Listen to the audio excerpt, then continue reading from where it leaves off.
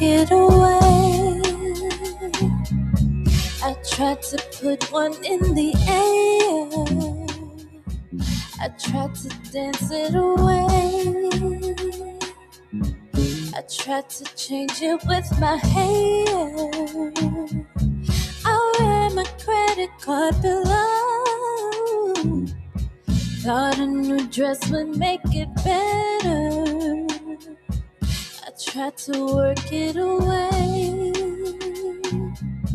but that just made me even sadder. I tried to keep myself busy. I ran around in circles, think I made myself dizzy. I slept it away, I sexed it away, I read it away. Away, away, away, away.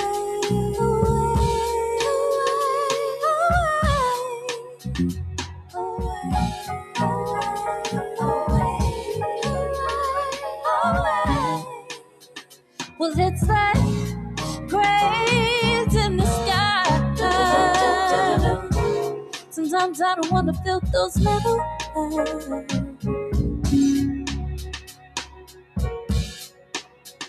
Yeah, it's like graves in the sky. Sometimes I don't wanna feel those metal eyes.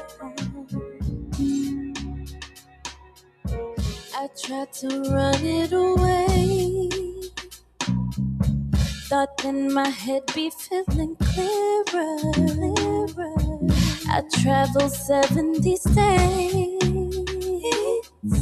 Thought moving around make me feel better. I tried to let go my lover. Thought if I was alone, then maybe I could recover. To write it away or cry it away. Don't you cry, baby. Away, away, away. WOVULP, Cleveland, a Burton Bell Car station. In my heart, there is a love that's yearning for you. Let me know if you feel the same, this yearning that I do. All I know is that I need a love to give me what I need. Don't be afraid or hesitate. I'm trying to make you see how it's gotta be. If you love me, lady, you say you do. Will you show me how much you do? If you love me. Yeah, got it poppin' and I'm letting them know. Strategic moves for Kenn Dowell radio show. Real talk, authentic trust, you don't wanna miss it. Talking art, politics, culture, and business. Yeah, entertaining and educational, this is major. Special guests, I'm talking plenty movers and shakers. Cleveland in the house, the time is right now. Strategic moves radio show with Kenn Dowell. Time to motivate, inspire, and right now, this is what you need, and it's hosted by Kenn Dowell. Art, politics, and culture, so let's go. Strategic moves with Kenn Dowell radio show. Let your voice be heard, time to elevate. Ay, call in or talk to me Tuesday. Ay, let your voice be heard, time to elevate. 95.9 FM, tune in and don't wait. What's on your mind Tuesday? Streaming on WOBU.org and 95.9 FM. And don't just listen, jump in and be the conversation. Let's go.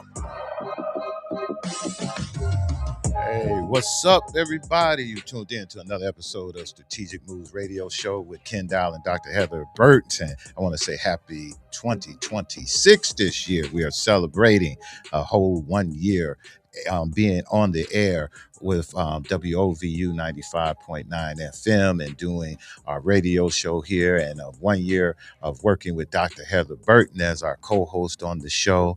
And we have, as always, our resident judging on the show here as well, Doctor.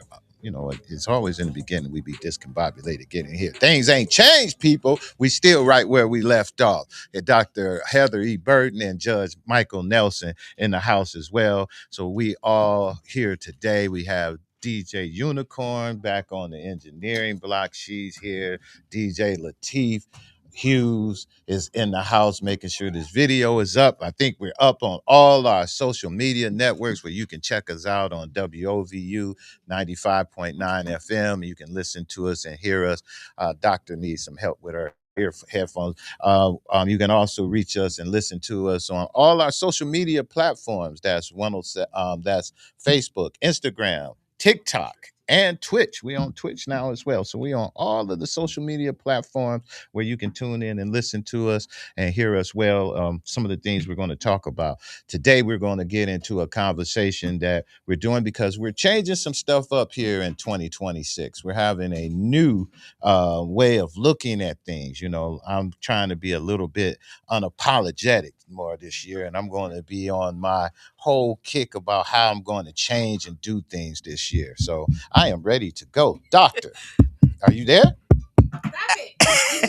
Yeah, we hear you. I can't hear myself. That was a hard thing. Oh, we gonna get you. Sorry, together. y'all. I was hitting the mic. Yeah, we got you. Lateef, she needs another one of those things. You got it's fixed now. Okay, I'm in another port. All right, there we go. Yeah, I was just listening to you of us doing things differently, and I was trying to figure out what the difference was gonna be. But now I hear we're gonna be unapologetic. Oh yeah, we're gonna be unapologetic this year. It's time for us to come on and get done. I've been getting a lot of calls about some of the landscape on a few different things here in the town. And I've just came to a point where I am now going to just take my own view and take it. One of the big things we're going to do, and that is starting out this year with the Strategic Move Media Network. And the Strategic Move Media Network is a network of different shows and opportunities for the community to be able to hear, lend their voice, and give us an opportunity to feed back to you and get you some answers, maybe to some of the questions that you're having,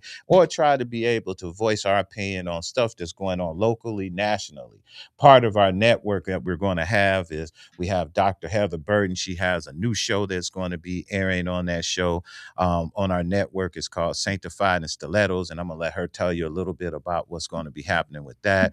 We have Joe Little, who used to be and still is lead singer of the Rude Boys. He has a show on our program called A1 Conversations, where he's going around interviewing and talking with various different people in our community and around the country who he done toured with or in the music industry or in the entertainment industry to talk. He just did an interview with Adula Mason yesterday in our studio. Really good interview with him. And he's going to be interviewing all kinds of people and things of that nature. Eric Nolan was on there as well. So he's going to be doing all the entertainment, what's going on around Cleveland and that kind of thing. We're going to continue the Strategic Moves with Kenn Dowell podcast, and that's going to be with me and my man, Judge Nelson. We're going to be sitting down talking about issues that's dealing with African-American male, and we're going to talk about politics as well. We're going to get a lot of politics and entrepreneurship. You know, it's not going to always be about politics, because politics and entrepreneurship and all of that kind of runs together. So Judge Nelson is going to be working with us and part of that show to help me pull that off this year as well. And we have another show. This is going to be a Strategic Moves original. We're going to call it, and it's called Cooking in the CLE.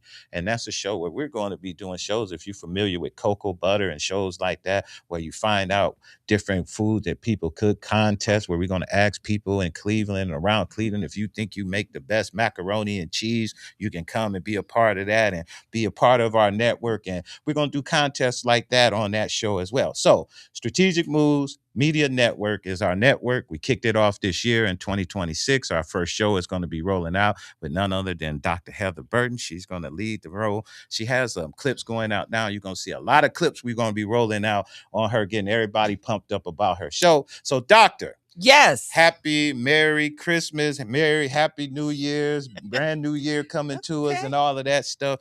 It's your turn. Tell us what's up. Yeah, happy Merry Christmas. Okay, Happy Merry Christmas New Year.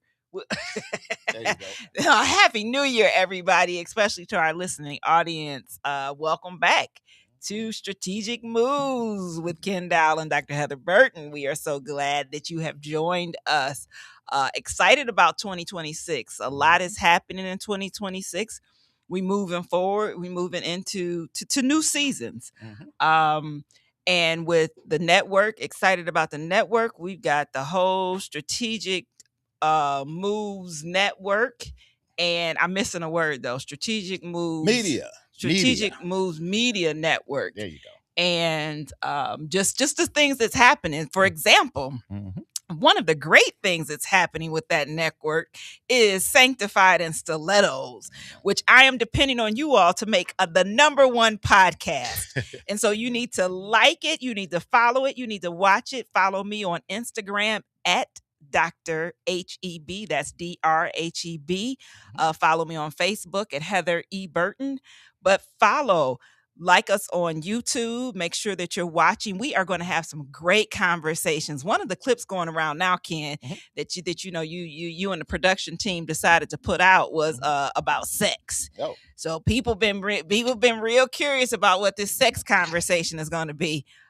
So we're excited about that. We got some great guests that are coming on. And hold on, let's don't just say sex. Ooh, just the whole it wasn't. No, we have to just say sex. It was because then people gonna be like, "What they talking about?" With sex? But it was more around the role of women in church and sex and so people. and I think that's important to preface that the whole show deals in this idea of Sanctified in Stilettos, and so how Save and Sexy intersect, as well as faith, femininity, and fearless conversations. Those are the things that we delve into, and so with that.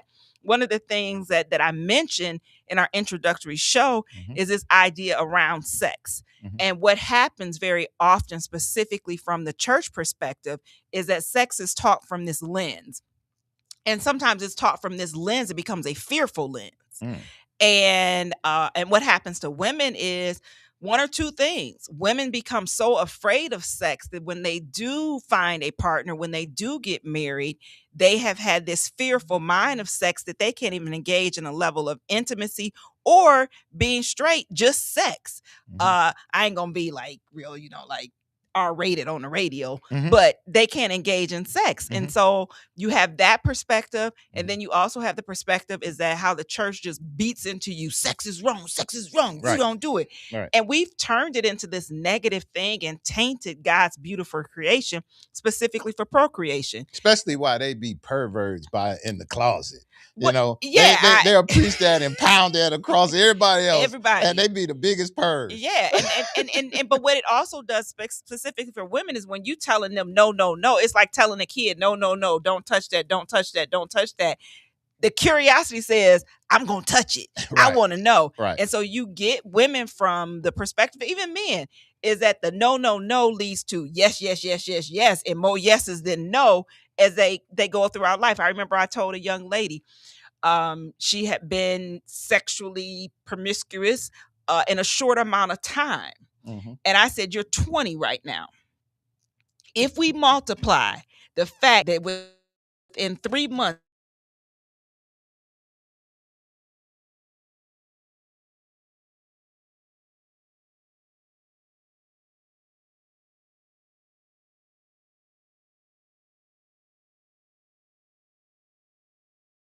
so different. We gonna be real. Four. Listen and we don't judge. No, we don't judge. We don't judge. But I want the perspective. It's not even judgment, but it's the perspective to think. If I'm 20 and I'm having this type of behavior, when I get 40 and 50 and I'm still single, the body count that I've now engaged into. And so that's the mentality. It's not judging you. You have to calculate those things in as much as we get horny too. We want it too. Yeah, it's a lot more as women that we have to calculate into the equation when it comes to intercourse with anyone. So what would be a more appropriate number? Now that's between you and the Lord. I'm just asking you. That's between you and the Lord. I'm saying when you got 4 within a few months. That's a lot of That's a lot of That's men. a lot. That's a lot of and math. especially at 20. At 20, yeah. And so if behaviors don't change, if behavior don't change, yeah. you go. And that's more of the conversation. Not to mention the opportunity of the STDs. You bring up all the type of things that come in there. But that's what Sanctified and Stiletto's going to be about. We're going to touch on that a little bit. And then I'm excited. I got 3 books coming out this year. There you go. Yep, I got 3 books. We got the Modern Proverbs 31 Woman, which one of our guests, Dr. Tyrese McAllister, she's on the show. She talks about that. That's one of our podcasts. Yeah. And then I've got Out of the Shadows, Intergenerational Voices of Women in Ministry. So talking about how women have propelled in ministry, but still some of the challenges that they deal with. Also developed a model for intergenerational work when it comes to doing organizational ministry work and what that looks like. And that's through Justin's Press. That'll be out this summer, as well as my excitement, y'all, is student success in historically Black spaces. How HBCUs, the Black Church, and Divine Nine demonstrate the benefits of separatism in higher education. And so that is the book through Rutledge that I'm excited. It's coming out this summer. Hopefully our set date is June. It might be out earlier, not sure. But once I have the actual release date, I will let everyone know. But I developed a new model specifically for predominantly white spaces on how they could try and attempt to duplicate this with certain things. And so this book builds on the history of David Walker's appeal to the colored person, where he talks about the consequences of wretchedness and slavery and colonization, religion. And so this builds on that. Dr. Burton. She's going to be using that PhD. Yeah, she is. I got to use it for something since nobody hiring me right now. Well, that's what I told you. We're going to have her all over the place. She got book signings coming. She got I am. And you know, God is, and I would say that God is opening doors that I had to come to the realization that maybe I won't be going back to a 9 to 5 because there are doors that are opening. Yeah, you're doing really Tell good. them again, Judge. Tell them. And we just getting started. That's skills. Judge, it's on you, brother. How was the end of the year? What we expect for you this year coming out? Yeah, I've just been watching, man. I've been watching our country go to hell in a handbasket. I've been watching Congress just fail to do their job. They forgot they're supposed to be the checks and balances on the executive branch of government, and they seem to be more about rolling over, lying down, and being asleep. So all they're doing is going to Washington, D.C. for lunch because they forfeited all their power to the president of the United States. So we are actually paying significant tax dollars to feed our Congress, our Senate, and our House of Representatives lunch once a month and pay their airfare so they can go in and just blindly sign everything the president is doing. They haven't checked him yet. And I'm not talking about checking him in terms of your party. I'm just checking him in terms of your legal and constitutional obligations. But haven't they been trying to and been unsuccessful? All they got to do is, but how do you try to and be unsuccessful? Because when you get it in the court, when you're in Congress and you do what you can in Congress and you get it to the Supreme Court and he runs the Supreme Court, and you can't, where you get to, that's what we talk. You know what? They can impeach him tomorrow. Congress right now is the typical Black man. That's what Congress is. Congress is the typical Black man. Because Congress is in a position where you think you have the law and everything on your side to get stuff done. You think you can do stuff fairly, just like what you just said. You said, well, you know, Congress could do this. They can't. And what we find out as Black men is when we get in the justice system, when we get in a position where there's something we're trying to do or in government sometime, they hit us with the same thing that Congress is getting faced with right now. Let me hit Black you with America. Let me hit you with this. Congress, it's not that they can't, it's that they won't. No, they have. Congress could, no. Congress could impeach the president and could see They can't impeach the president because they can't get a committee to hold the hearings to do it. Wait a minute. But see, you're making the excuses as to why they won't do it. The fact is they can do it. But and they won't do it. Well, but I think they won't. So it's not what you saying Congress. I don't think it's Congress. I think it's a group of people. We should call them out. That's what the unapologetic for me is that I know that there's people in Congress who wants to see it, who can't get it done. But there's a group of white Republicans who sits in those seats who do not want to see that happen. Well, So you cannot different call. point. Well, that's it. Point. That's but the point. What I'm saying to you, Ken, is that when I said Congress has forfeited their obligation to provide checks and balances, and I didn't say it was this group right here, this group, the Congress, and we don't have but one the Congress. Yeah. And we have one the Senate, composed of the 100 senators. I may have a senators they are nationally, but 100 senators. And those senators, if the House of Representatives, the majority of them impeach the president, those senators then will determine whether he stays in office or not. Now, whether they do it or not is the other question. But right now, they are not exercising the authority that they have been vested with by the Congress, by the United States Constitution. Black America. Congress is Black America. I keep telling you, that's a typical black man and black people. You think you got it. You think America's with you. You think that these things and laws and stuff they put in protect you to allow you to do something that you really can't get done. No, or won't do. Now, here's the other side. Oh, they won't do it. But I think that's the debate right here between the two of you all, the can and the won't. Yeah. Right. Right. The can and the won't. Right. See, they don't have the will, whether it's a lack of backbone or whether they're getting paid off. Mm-hmm. See, lack of backbone includes fear. But when you say it's like this is why I say you can't say what Congress is getting treated like the black man. When you say the Congress, you lump them all in, just like we don't like to be lumped all in as black people to say, oh, because this group of black people isn't doing stuff that all black people is that way. We know that there's a certain group of white folks in Congress who don't want to see that done. When I say the Congress, right? See, we don't have a one group. Now the Congress is composed of different people. But the Congress either moves one way or they move the other way or they don't move. Well, that's the black folks. See, or they don't move. now I ain't about to let you compare us to Congress. Yeah. I mean, hey, that's what they being treated like, black man in America. Here's the other side. Here's the other side of this thing.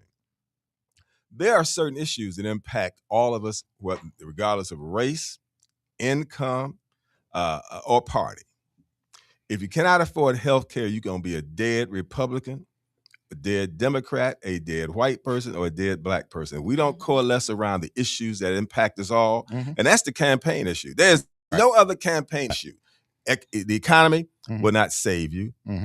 If the issue that impacts Appalachian white folks, that also that deals with elite New York people, that's correct, is health care. Right.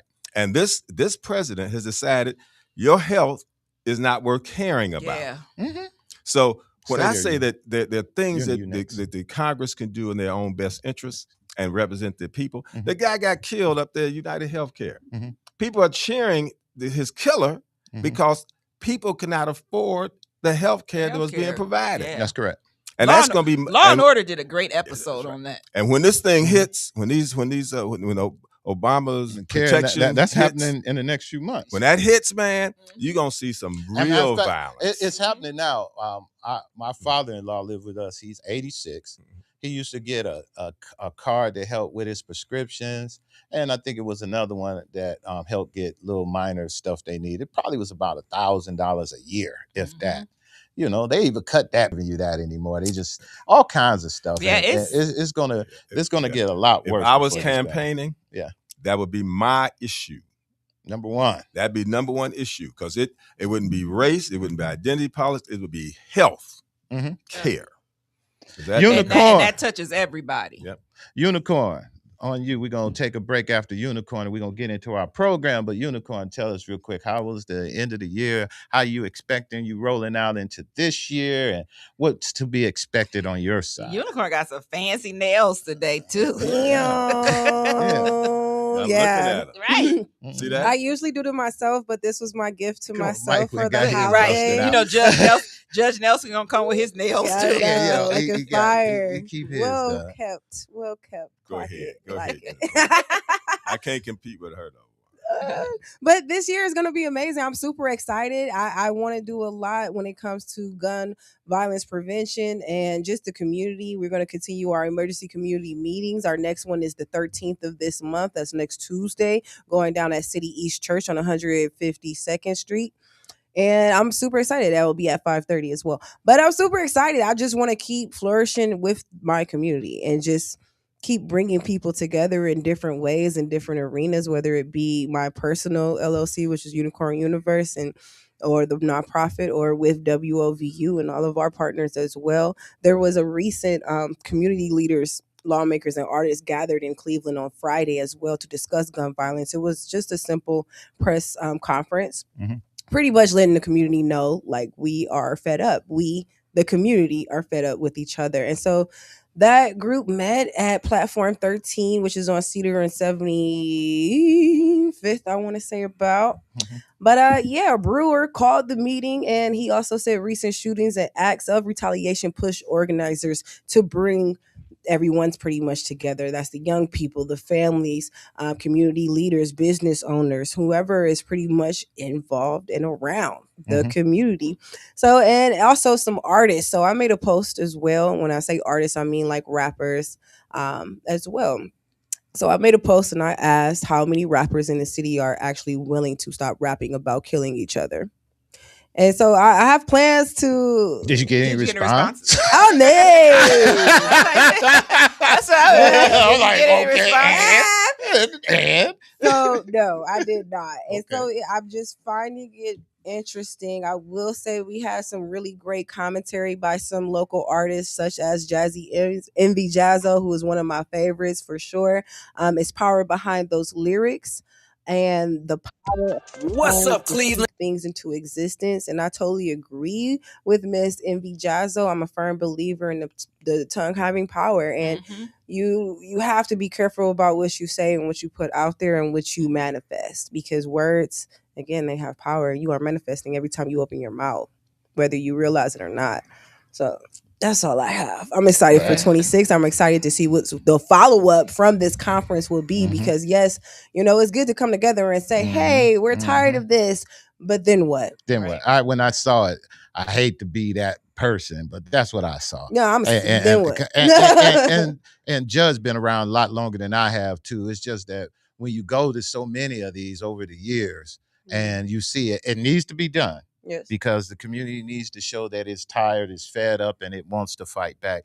But boy, it's sort of like the Art McCoys and them who was doing all of those visuals where they go out and at some time or another, it just really gets old, and you just really be like, you want to see something different. It sucks that it takes these tragedies. R.I.P. Emmy, who was murdered on the freeway trying to get away from the gunman, I presume. But I'm not, completely sure. And this is pretty much what sparked the tragedy, sparks that thought process in people who are busy and living their everyday lives and not coming to the emergency community meetings that we have been doing and not involving themselves in their ward meetings and things of that nature. So if you're not doing politics going to do you, baby. So I hope you get more involved this year in whatever capacity that you can. That's my only call of action for you, the listening audience. All right, everybody. That's DJ Unicorn. That's us. We're going to go to a quick break because we're going to get into our program today. Today, we're going to talk about no more excuse, no more explaining, boundaries, power, and the state of Cleveland, and why we're not going to do that anymore and what must be done now. We're tired of explaining, and some things we just said and point we don't still not explain anymore. So we're going to talk about some of those things. We'll take a quick break, and when we get right back, we're going to jump into that. Cleveland, this is What's Up, Cleveland. It's time to turn up the conversation. What's on your mind Tuesday on 95.9 FM WOVU Tuesday. Call in, comment on social media, and connect with WOVU 95 FM, WOVU.org, and hit us up on social media. Let's go. Our 40. What's up, Cleveland? It's time to turn up the conversation. Tune in to the Strategic Moves with Kenn Dowell radio show for What's on Your Mind Tuesdays. Call in, comment, and connect on WOVU 95 FM, WOVU.org, and hit us up on social media. Let's go.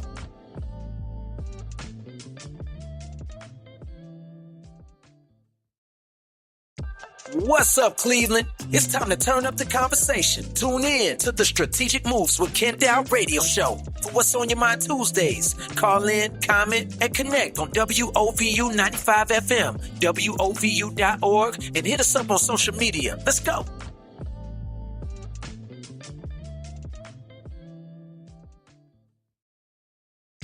What's up, Cleveland? It's time to turn up the conversation. Tune in to the Strategic Moves with Kenn Dowell radio show. For What's on Your Mind Tuesdays, call in, comment, and connect on WOVU 95 FM, WOVU.org, and hit us up on social media. Let's go.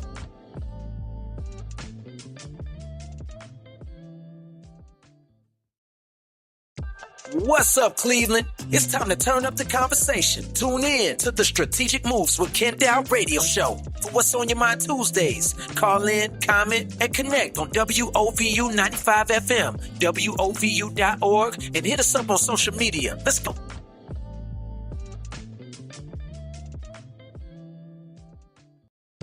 What's up, Cleveland? It's time to turn up the conversation. Tune in to the Strategic Moves with Kenn Dowell radio show. For What's on Your Mind Tuesdays, call in, comment, and connect on WOVU 95 FM, WOVU.org, and hit us up on social media. Let's go.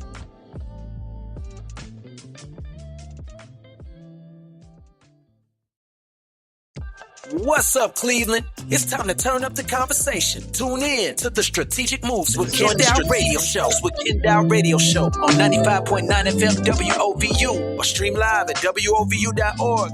Let's make your voice count. Let's go.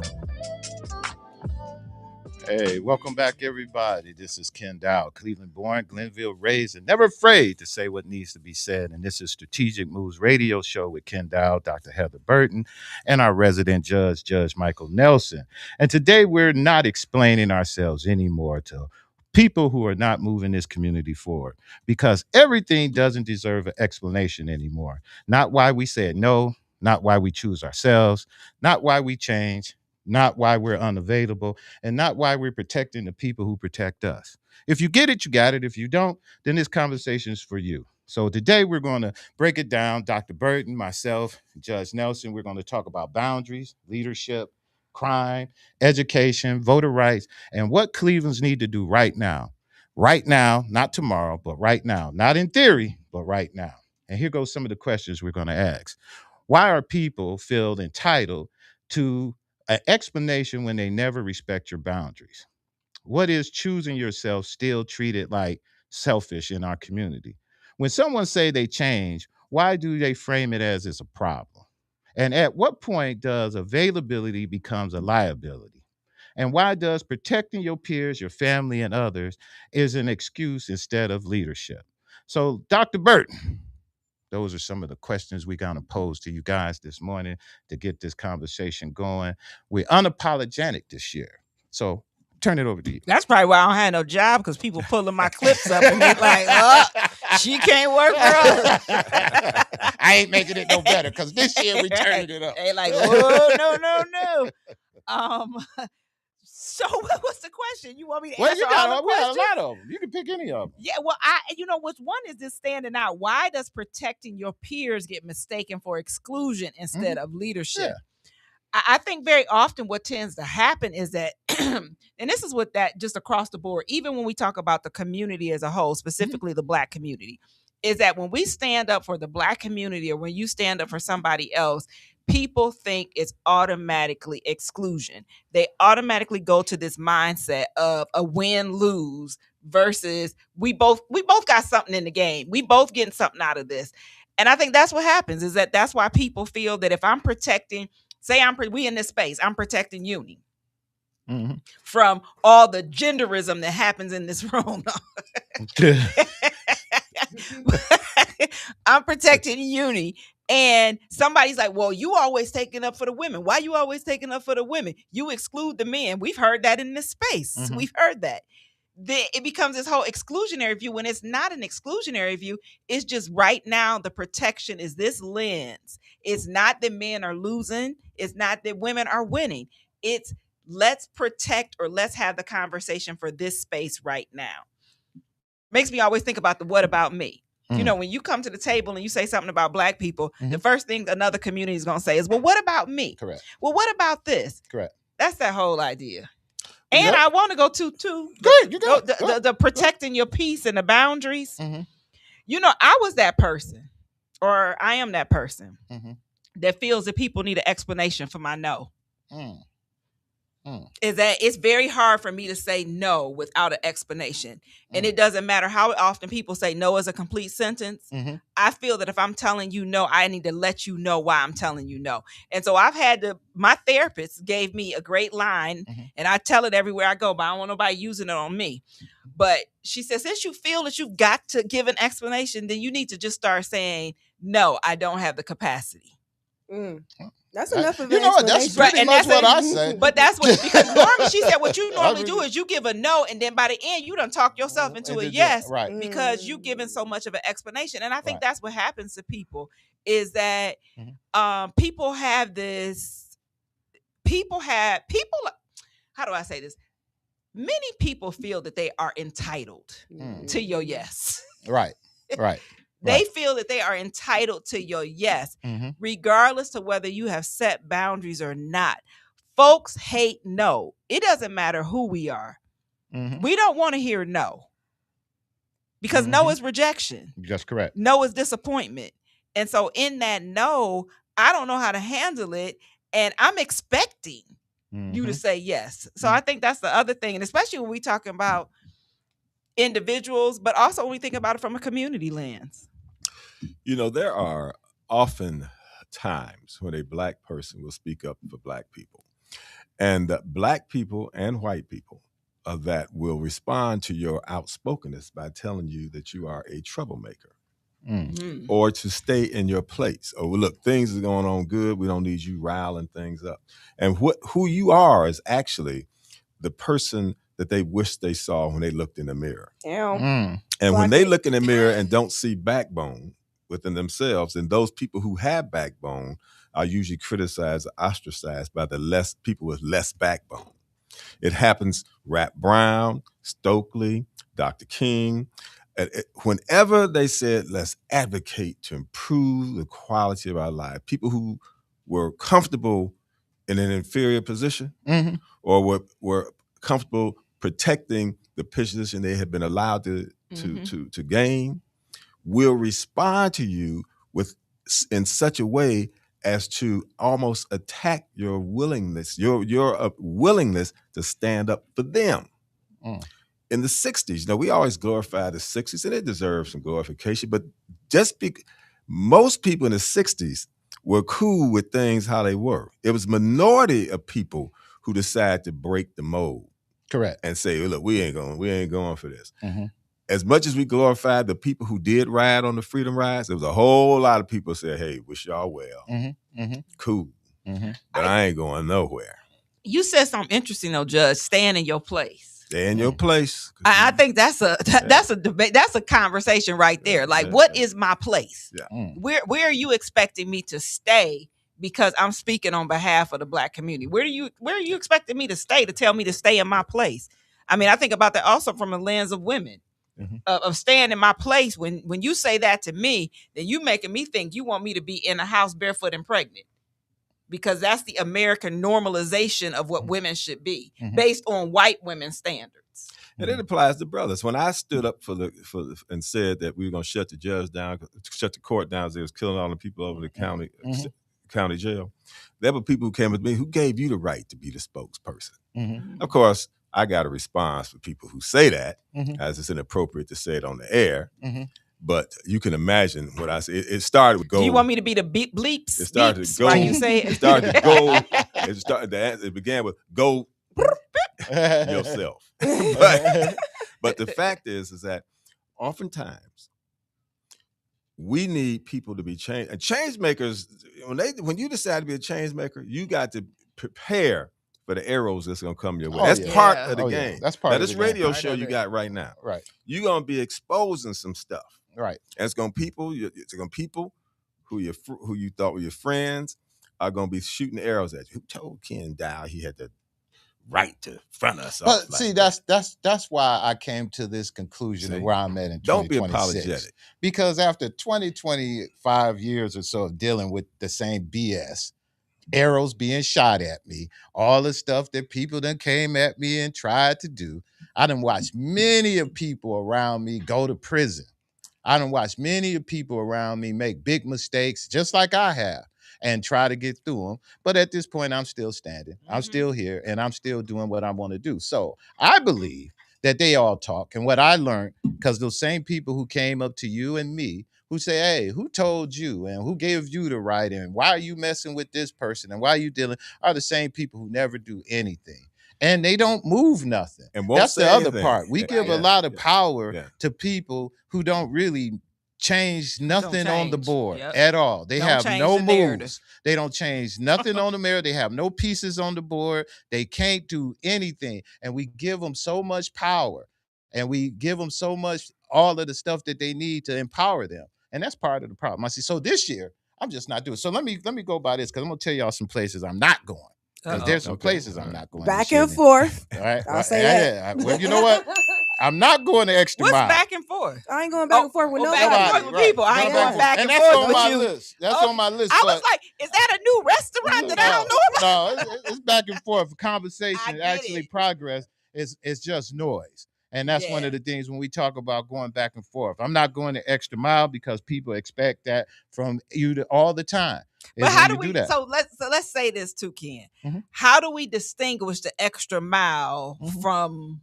Because I think the extra mile to me is me going over and beyond what I'm already doing. Okay. That's it. I believe what I'm already doing for the community and what I'm doing as a human being and myself, I think is enough. And I want more people to come on and help me do more of what I'm doing. So when I say the extra mile, I'm not going out here standing, doing a lot of extra stuff that I built 25 years up or having to do already. But I think that's also the reality of what we get, or the view that we should have. Mm-hmm. If I was still 20, my walk would be different. That's what I'm saying. Yeah, exactly. But my walk ain't going to be the same when I was 20 and 25. I'm not going to put up with the same things, and I'm not going to deal in the same things. So and it also can my fight is different. And it also can be looked at as taken advantage of. And here's what I mean by that. But you can be taken advantage. I have been taken advantage of over the years by people, whether it's politics, business, or whatever, who will come to you seeking your professional opinion and all of that. They take all of that information from you. Once they get what they get, they forget who you are, or they don't pay you in a reasonable way that they should. And when they get an opportunity, that kind of stuff, where I stayed up nights going the extra mile for them. I stayed up and used my influence to go the extra mile for them. I did a lot of that stuff to help them achieve their dreams. But then, like I say, it comes down to the stuff that you do. They'll say, wait a minute, I can't get them to like a picture on my Facebook or getting them to say, leave a comment. It's that. So people who are not going the extra mile for me, I'm not going the extra mile for them no more. The other thing, Ken, you got to remember is that when you get a certain age, you don't give a hoot about what people think. That's correct. See, when I turned 50, my attitude changed. And now that I'm 77, it's changed 2 or 3, 4, 5 more times since then. So some things that that you formally need to be a part of, I don't need to be a part of that anymore. That's correct. Been there, done that. That's correct. So I can skip your black tie dinner. That's correct. Oh, we still on the black tie dinner for 2026. I can skip your black tie dinner. I can skip the networking. Correct. But here's the other side. We still want to allow our experiences to benefit somebody. Now, if you don't accept the benefit of our experiences, and all three of us have some experiences. We've been some places, and some of us been more places than others, but we've all been all 4 of us involved in this. Well, look, that goes to some places. That goes to the next one, then, Mike, and that's where Unicorn started out. I want to go back to but we'll go. I remember it. It's the back and forth. And that's having content. How much time we waste explaining ourselves to people who don't want to move. And that's what I'm saying. When I say the back and forth, I enjoy. Let me let people understand this. I enjoy debate. Me and Mike talking like we call each other and argue on the phone. Okay. I got a lot of people I call and I debate. I enjoy that. But it's beneficial. It's beneficial. What I don't like is having conversations with people, you telling them the same thing over and over again and they're not getting it. Or people coming to you who you have the experience and they're not taking your experience. People who don't want to benefit from what you're trying to give them. I'm not going back and forth with them anymore. Yeah, but that's those boundaries of setting up boundaries, and I had to do that. I remember doing that in the education space, especially with students. Is we not having the same conversation again, and because all it does is create more stress on you than it does them. That's right. Because now you carrying the back and forth versus I'm not going back and forth with you with any of that. So I agree, Ken. In 2026, no back and forth. We not backing and forthing. And I want to go back to talking about just the stuff that not participating in, being tired of when you get to a certain age and all of that, and people using you, using, abusing your skills. And that's the one thing. My brother, he doesn't give me great advice all the time. If he heard me, he'd kill me. But no, I mean, me and my brother are very close. But one thing that he said to me, and this was years ago, he said, you're going to stop letting people use your intellectual capability for their benefit. That's correct. He was like, knowledge away for free. And that's the wake up, is that, people will come to you and they will ask you for A, B, C, and D. That's and correct. Can you help me with this? Can you do? And I'll give you one example where people come to me all the time, and I don't mind helping or giving you advice, but it's writing books and how to get published. And if I thought about how many times I could actually make a workshop out of that to make money versus the free advice I've given on that. And so I agree. 2026, I'm figuring out how to make money with everything, because being in this season, and I joke a lot with it with the unemployment. But I've been unemployed before, but never have I been unemployed and I've been on my own, where I'm in my own place, driving my own car. That's correct. I ain't living with mama. So it's a difference when mama's not down the hallway and I'm like, hey, mom. I ain't got mom to be like, hey, mom. That's correct. That's correct. And so in that, what I've also learned is I'm not doing in 2026 is when people say that they're going to do stuff for you, I ain't believing you until you do it. That part. When you do that it, part. Right. Then I will believe you. But don't make promises to me. Don't tell me you're going to do this. Don't tell me you're going to help me with anything. That's correct. When you do it, I'll believe it. Well, part of our program is entrepreneurship. And Dr. Burton, you have skills for sale.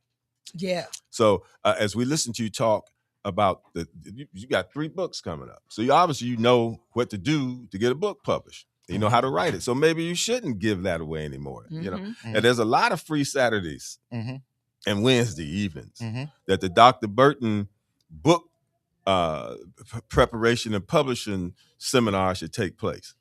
Kenn Dowell, you put together an outstanding media company with a studio that's dynamic. Right. Ain't nobody else pumping it out like you pumping out.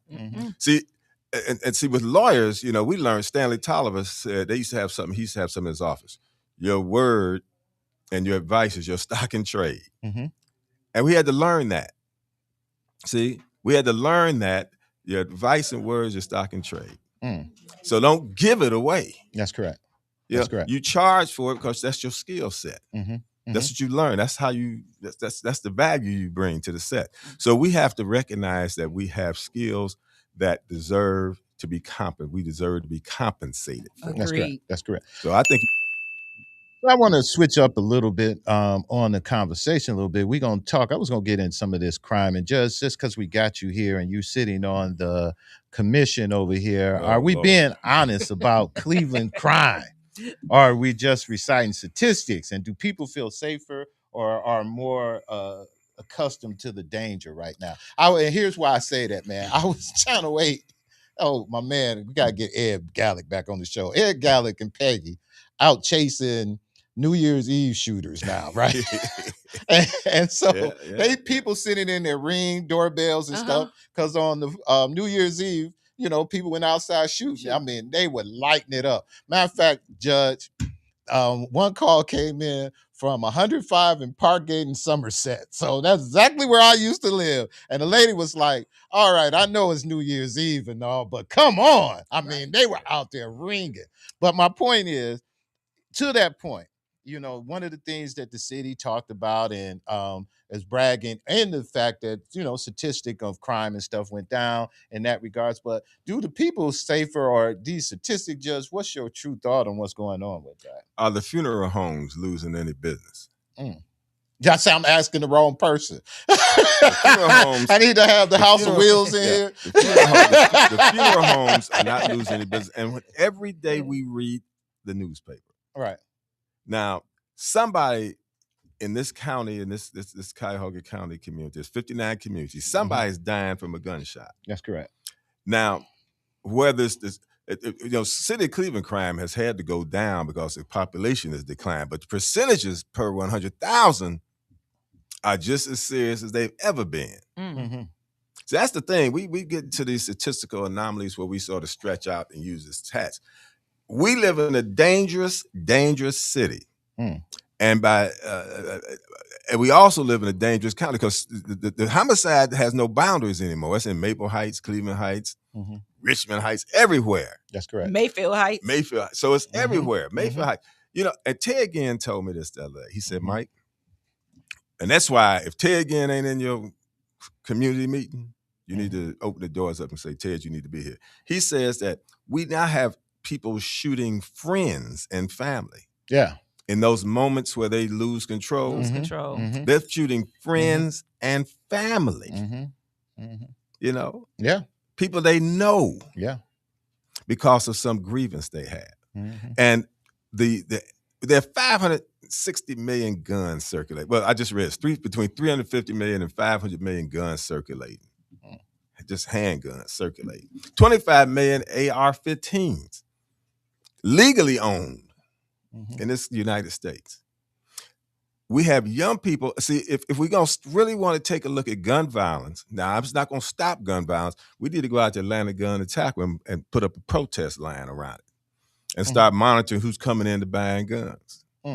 Now, it's not going to stop it, but at least it's something to do in terms of addressing this whole weapons thing.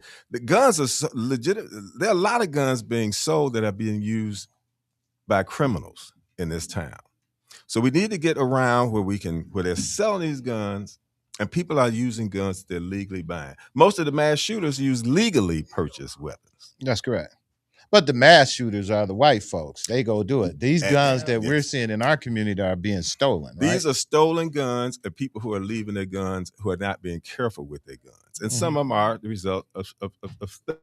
We're in a community right now, where there's a big criminal enterprise going on. There's a little gang running around here. And there's an indictment. The indictment's coming down on Thursday. It is a dangerous time to live in. So when people talk about crime is going, talk to the police and see if crime is going down. You go to a funeral. But I think going down is relative too, as you expand. The pain is the same. Yeah, the pain is not going down. Yeah, the type of crime. The type of crime, or like you said, who's shooting who? Yeah, the type of crime, definitely.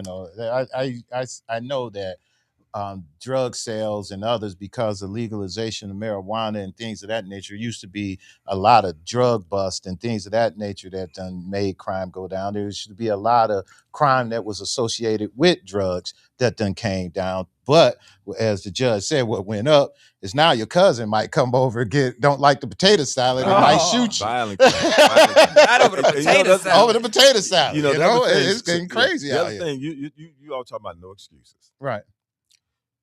The fact of the matter is that all of the things that we use to get where we are now, we didn't abandon them all. Yeah. Things that Judge, you close us out. I mean, we got 5, so you things Burton, that used to be the kids of our generation were taught by our parents.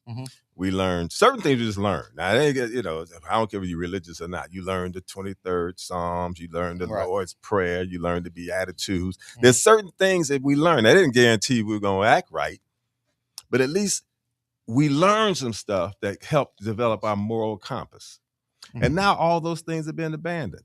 All the things that we relied upon to help set our moral compass and give us some sense of who we were, of value, we have walked away from it. And everybody took it. We have just walked away. The emphases are different. The media is different. There's a lot more challenges, but we ain't got to succumb to all the stuff they put on us. Yeah, I was in a conversation Saturday with my friend's father, and he was an educator, used to be at Glenville, and talking about just this values driven teaching, values focused teaching. How do we get students to understand values again? Because when you lose values and morals and what you stand on, then you don't have anything to stand on. And when you stop caring about life and your life, then there's nothing left. And so how do we get back to that lens? Well, I have a new project that will be coming out. Okay. Oh, okay. Well, toot your horn. Toot your horn. Because this your clothes. Go ahead. Yeah. You toot it because we need it. Yeah. Well, and it's just talking about getting back to a whole coaching opportunity to get back to who God created you to be.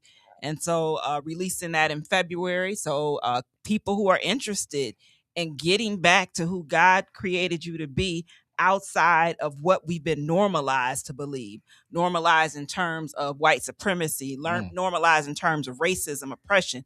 Who would you be if you walked in what God created you to be without all these systems that have disrupted your plan and your purpose? Hey, I want to close out today by giving a shout out to Governor Mike DeWine. And here's why Governor Mike DeWine gets a shout out. All right. I'm waiting. I'm listening. Governor Mike DeWine got and did a press conference today or yesterday or somewhere. And he talked about how the Somali community in Columbus, and he talked about how they have been adding to the city down there and being a working part of their community and everything that they had to offer.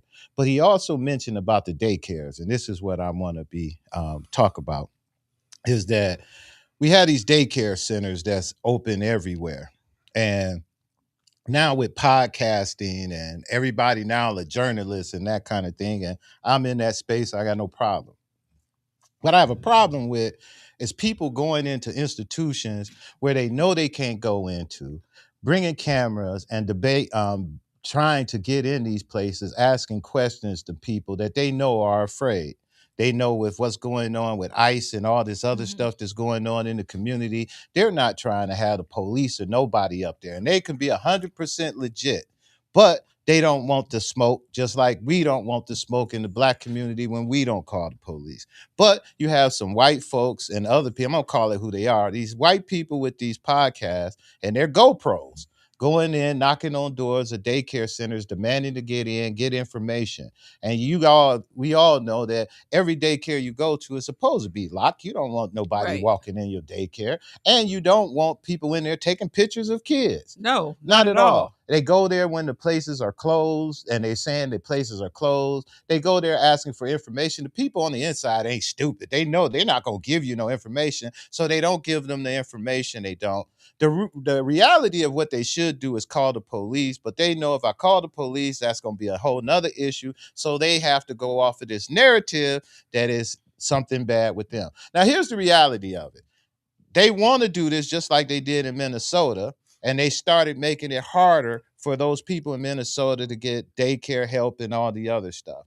They now saying Ohio is the largest, second largest Somali area in the United States. So now they're looking at Ohio. Once they affect what happens there, which is no real case, it then starts to affect what happens here in Cuyahoga County and everywhere else around the country. And that's the part where I give him kudos for standing up for that today and saying that it is not what exists down there. They're also, when you look at it, going back to their, my wife showed me a notice. I think from now on, you have to be from the age 59 to 62. If you want benefits from the government, you got to work. So they done even moved that number up. You have to almost be 62 years old or older to get benefits now. So things are changing big time, and we got to be aware of what's going on. Yeah. So I want to just bring that out. Big shout out to him. Judge, you got one last thing before we go? There's a meeting right now in Springfield, Ohio, involving the Haitians. Attorney from Columbus they're supposed to be meeting about 1 o'clock in Springfield with people from the state of Ohio. To discuss the same issue involving the Haitian community, and I while we were being sort of facetious about DeWine, this is something he's passionate about. Yeah, I give him kudos on this one. I disagree on a few things, but this one, I looked at that and I said, hey, I have to give the brother props on that because nobody else is saying anything, especially our GRAC groups. I think, I'm an advocate for the NAACP. Right. I haven't heard the NAACP saying anything about nothing. Maybe their phone's unplugged or something. I don't know. and if y'all listening, y'all need to say something about man. something, man. Jesus. Sometimes you got to speak up about the oldest, the bravest civil rights leader in this is 95-year-old E. Theophilus Cabinet. That's correct. He carrying the ball for these young people. That's I don't correct. understand it. I know that's not where you want to end the program, but shout out to Reverend Cabinet. Continue to fight. Shout out to Governor DeWine.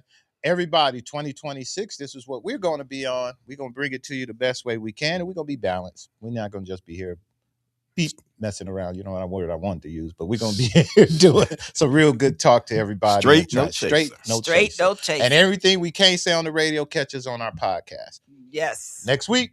Wait, before we cut off, Uni, when is the episode airing for all the shows, all of us together for the podcast? Coming January 14th, all episodes. You'll start seeing them dropping from there. Dr. Burton, first episode. She's leading the way. No, I'm talking about the group episode that we all recorded. That's coming down the road. We're going to do that. That ain't coming out first? You first. You the first lady out the box. I'm first. First out the box. January 14th was Dr. Heather Burton. She's coming out, I think, every Wednesday. You will see her every other Wednesday. Every other Wednesday is Dr. Burton. My show comes out. Me and Mike's show is out every Monday. Every other Monday, our show will be out. And Joe Little is on the opposite side. He's Tuesday. Every Tuesday, Joe Little show come out, and you can catch this show remixed and live, not live, but remixed, and it'll be out on Thursday. So every day of the week, you'll be able to catch something on the Strategic Moves Media Network. Till next week. Peace.